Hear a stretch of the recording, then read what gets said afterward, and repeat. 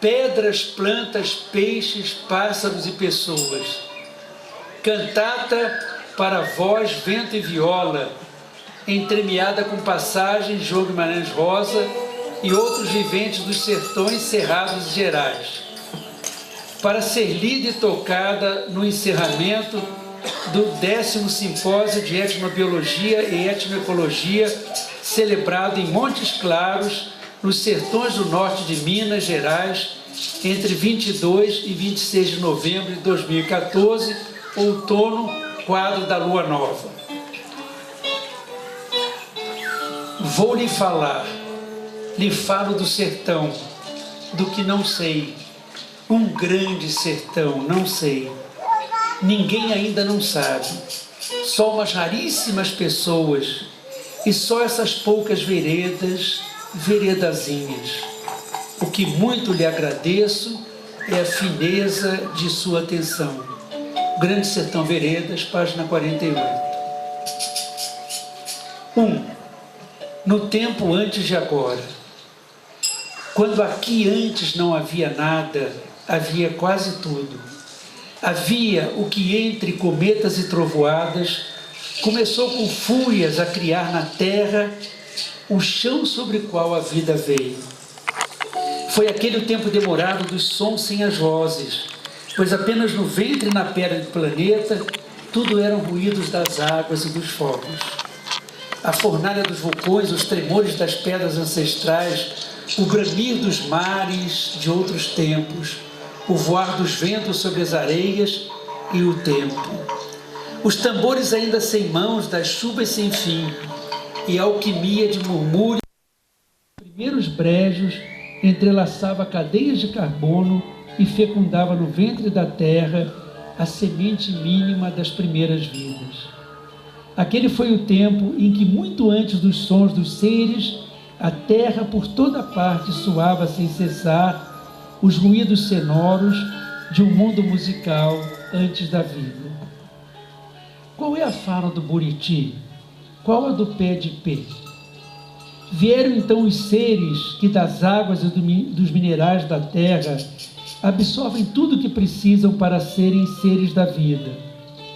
Há outros seres, aqueles que dos seres dos vegetais se nutrem. E há seres que ingerem os minerais da terra, as plantas e os outros seres da vida. Silenciosa, antes da vida dos bichos e da nossa, e durante eras, as plantas da terra verdejavam o planeta, cujo céu aos poucos foi azul.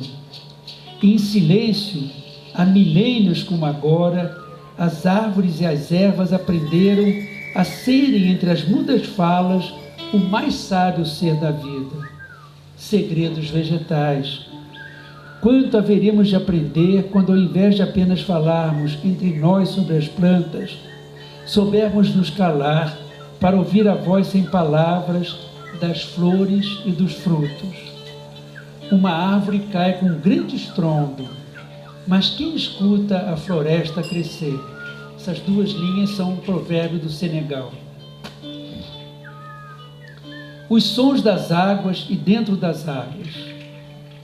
Que vozes os elementos da matéria soavam dentro das águas, no tempo antes de os mares e rios abrigarem a biologia da vida.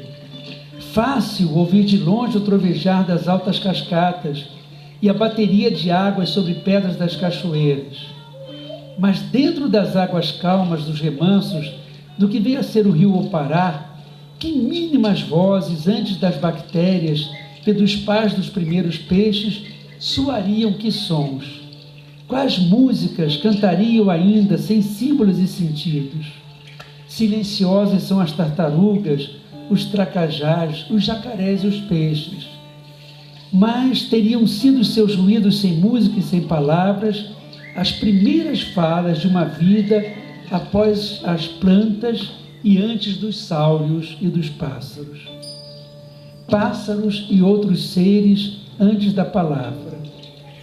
Com que códigos e gramáticas que a ciência dos xamãs e dos doutores sonha decifrar, as primeiras bactérias terão criado na terra primitiva a primeira literatura. Como, anteriores ao signo, ao símbolo e à palavra, Os seres originais da vida se falavam e de uma geração a outra transferiam seus sábios saberes, antes do silencioso som da preguiça gigante e dos tatus de grande porte. Como a primeira ciência da vida terá criado os seus nomes? E como depressa, então, como se a sonoridade da vida disparasse a sua flecha, já o planeta antes do homem ecoava nos dias e entre as noites a infinita e diversa sinfonia da bicharada, do cerrado e da floresta. Que primitivos e já próximos dizeres de uivos e de berros, de ladridos e miados, de urros, de cicios e, mais do que tudo, da infindável serenata dos pássaros, ecoavam entre os sons primordiais de que somos os herdeiros nestas paragens de sertões, de gerais e de cerrados. Os primeiros seres a dar nomes ao que havia. Vindos afinal de onde e através de que caminhos, em qual era da vida, terão chegado aqui os primeiros seres que a tudo davam nomes e em suas línguas primitivas escreveram com palavras partilhadas e com coloridos desenhos escavados no seio das pedras a imagem e a figura sonora dos minerais, das plantas e dos animais. Quais mulheres e homens vindos do norte poliram as primeiras pedras, abriram as primitivas roças, armaram de taquara as primeiras redes de pesca, capturaram a primeira capivara, acenderam na noite escura a primeira fogueira e com o tronco de qual árvore escavaram o oco da canoa que pela primeira vez navegou o rio de São Francisco. Que nome teria então o grande rio? E que nome o surubim, e a siriema, e a sussuarana? Com que primitivos sábios sistemas de saber, as mulheres da tribo souberam separar as plantas da terra e estabelecer o dicionário das ervas que curam, das que matam, das que se comem e as que embebedam. Os povoadores de Opará. Depois chegaram os outros, herdeiros dos primeiros homens, os povos chegados de outras selvas, de outras lonjuras. De alguns ficaram os nomes e a memória, de outros o esquecimento. Eles terão dado ao Rio São Francisco este nome, Opará. E quantas cidades e povoados de agora são os nomes de suas línguas perdidas? Janaúba, Jequitaí, Juquitiba, Jaíba, Guacuí, Pacuí, Biaí, Pirapora, Paracatu, Urucuia. Quantos nomes de bichos de ontem e de agora soaram em suas falas. Pequeno poema com nomes de bichos em falas de índio. Quiriru, Surucuá, Pacupira, Candiru, Pacupiranga, Piaba, Pirapitinga, Inhambu, Piripiri, Curimatá, Mutum-Pinimba, Iaçami, Sariema, Aracauã, Pacutinga, Caxixi, Piranha, Puxuna, Mutum, Uacari, Iguaçu e Cancã, Paraveú, Braquiuabá, Irara, Urubutinga, Saíro do Tucuati, Maracanã, Tracajá, Cotiúba, Maracajá. Aperiá e Mocura, Sussuarana e Alpaca, Lobo-Guará, Capivara, Acauã, Urumutum, Sabiá e Ambuturum, Mutum-Pilimba, Matrixã e Surubim, Uquati e Aiara, Caxiú, Macacu-Sul, Amaritá, Arara, Jaguara e Jaraguatirica, Tamanduá e Tatu. Os vindos de longe, servos de pele escura. Fugidos de Minas das casas grandes e das fazendas, outra vez convertidos de escravos em homens e mulheres livres, retornados aos seus nomes de guerreiros de África, aprendizes de sábios sacerdotes, de deuses de pele escura como a deles, homens e mulheres negras abriram trilhas nas florestas, e entre os ermos dos sertões e na beira dos rios e das florestas, construíram seus quilombos e povoaram de outros nomes os seres da vida com quem repartiam a vida e o destino. E houve um tempo em que tanto a onça quanto Deus eram pronunciados entre diversas gramáticas e línguas de índios, de negros e de brancos pobres, e depois empobrecidos, cercados e encurralados.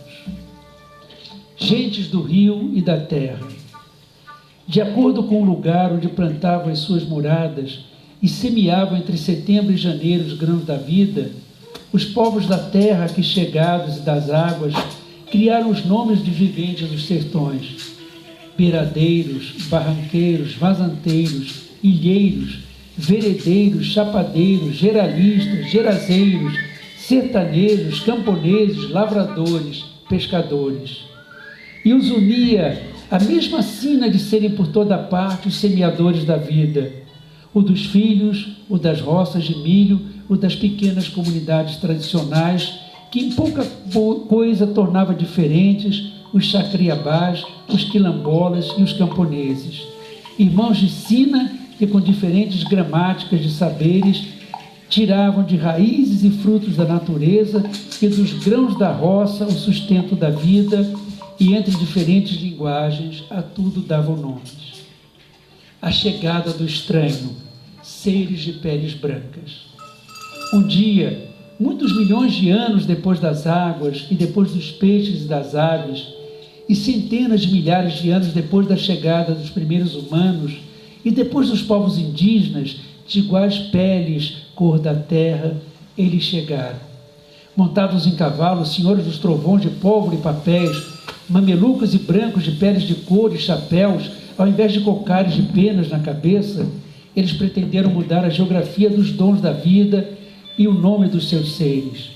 Senhores do nada, tomaram as terras dos povos ancestrais, e com eles voltou ao cerrado, à caatinga e aos sertões, a era do fogo.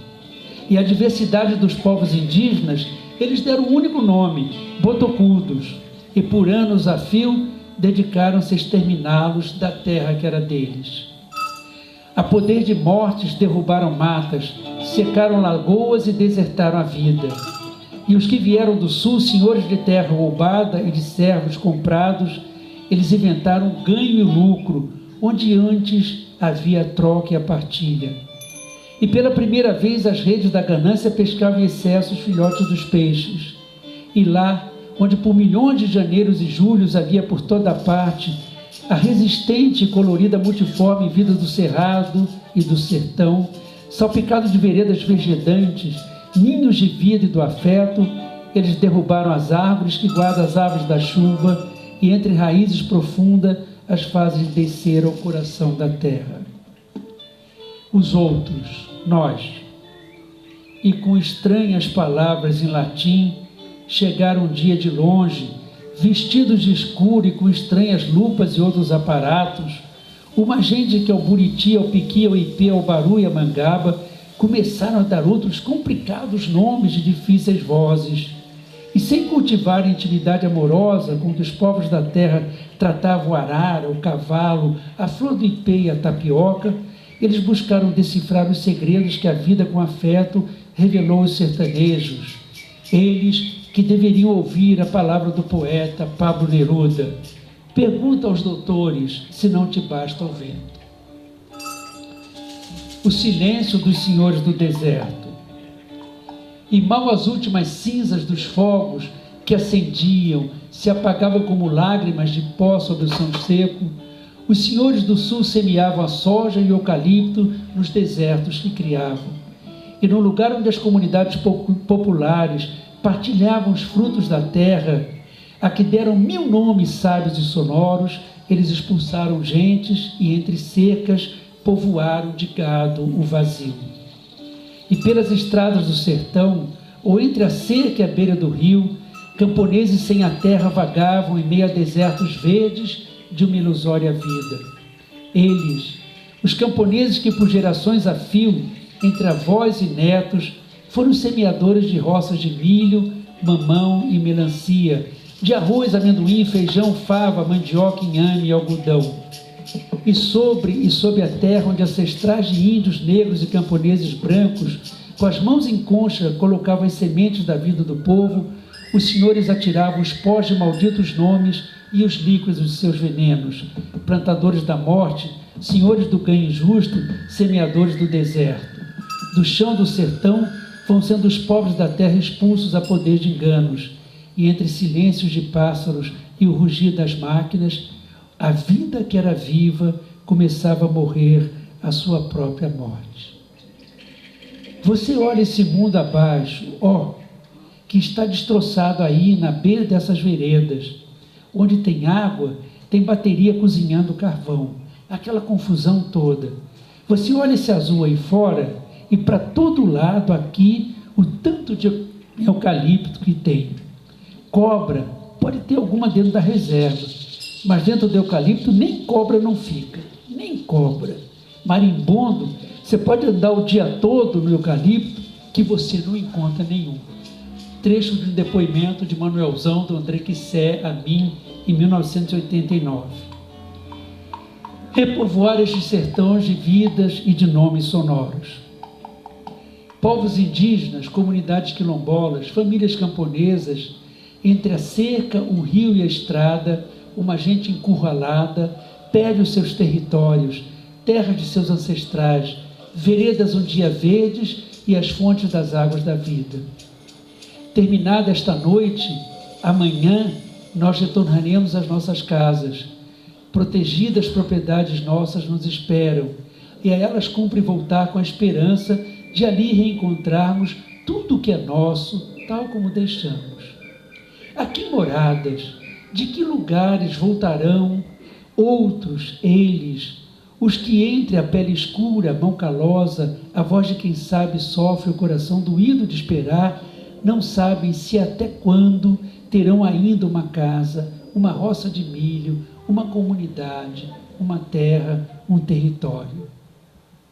E sabemos que quando perdem para os homens do poder e do mercado aquilo de que a vida do povo se nutre a cada dia, a terra e a água, o que após a perda da casa, da lavoura e da comunidade se perde, são também os segredos dos senhores da vida, os homens da terra. E bem sabemos que eles vieram aqui para nos dizer, indígenas, quilombolas e camponeses, que para além do que escrevemos na cidade, eles esperam de nós que ao conhecermos um pouco mais dos seus saberes, sejamos bem mais do que estudiosos do que eles sabem e de como vivem. Que aprendamos a ser a presença ativa junto às suas lutas e esperanças, para que um dia o que hoje estudamos sobre os seus saberes vivos sobre a vida não venha a se tornar, num outro dia, a ciência de uma antiga história do que pessoas, povos e comunidades souberam saber valer alguma vez. A sabedoria ancestral do lidar com a terra e a vida. Os saberes que os seus filhos, exilados da terra dos avós, longe da terra, começaram um dia a esquecer. E que este escrito termine não com palavras minhas, mas com palavras de camponeses do norte de Minas. Comissão Nacional de Ligas de Camponeses Pobres. Carta aberta aos participantes da 70ª reunião da Comissão Nacional de Combate à Violência no Campo, lida durante a referida reunião na Câmara Municipal de Montes Claros, no dia 20 de novembro de 2014, 2 dias antes de começarmos o nosso simpósio. Queremos aqui, nesta oportunidade, enumerar algumas questões que resumem a ação deste governo, que, ao contrário de toda a propaganda, inclusive de suas audiências públicas, está a serviço do vigente sistema de exploração e opressão. Que, enquanto uma Comissão Nacional de Combate à Violência no Campo, sob esse nome pomposo, o que faz é promover, encobrir, avalizar e favorecer a violência do Estado e dos latifundiários contra os pobres do campo. Quais têm sido as soluções apontadas para o que chamam genericamente de conflitos, que não seja enviar tropas cada vez mais armadas para a guerra? Não criar uma força de segurança nacional e até unidades de choque da Polícia Federal para reprimir camponeses, indígenas e outros trabalhadores? O remédio para os conflitos de enviar forças policiais não tem sido de sempre tomar espingardinhas e motosserras dos camponeses, além de aprenderem as suas motos? Onde e quando, em tal conflito, que as forças repressivas enviadas tanto pela Comissão Nacional de Combate à Violência no Campo, quanto por outro órgão do Estado, em que os latifundiários e gerentes terão sido presos? Em que arsenais de armas que eles possuem foram apreendidos? Se os números revelam a gravidade da situação, o pomposo nome dado ao governo a esta comissão se encarrega de esconder a realidade. Violência no campo? De quem contra quem? Quantos camponeses, indígenas e quilombolas assassinados nestes anos? Quantos latifundiários, donos de mineradoras e de grandes empreiteiras assassinados? Quantos indígenas e quilombolas presos? Quantos diretores e gerentes e funcionários do INCRA, de institutos estaduais de terra, juízes e outros órgãos do Estado que prevaricaram, que dão documentos falsos e favorecem latifundiários estão presos? Quantas operações militares complexas e com todo o aparato militar do Estado, escutas telefônicas, etc., contra camponeses, indígenas e quilombolas? Quantas operações do mesmo porte e com a mesma publicidade para prender latifundiários, ladrões de terras, assassinos e grileiros? Obrigado.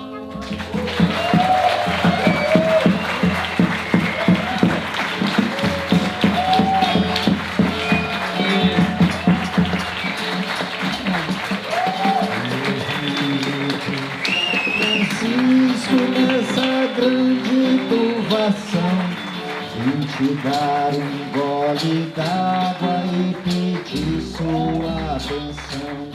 Meu Rio de São Francisco, nessa grande turvação, vim te dar um gole d'água e pedir sua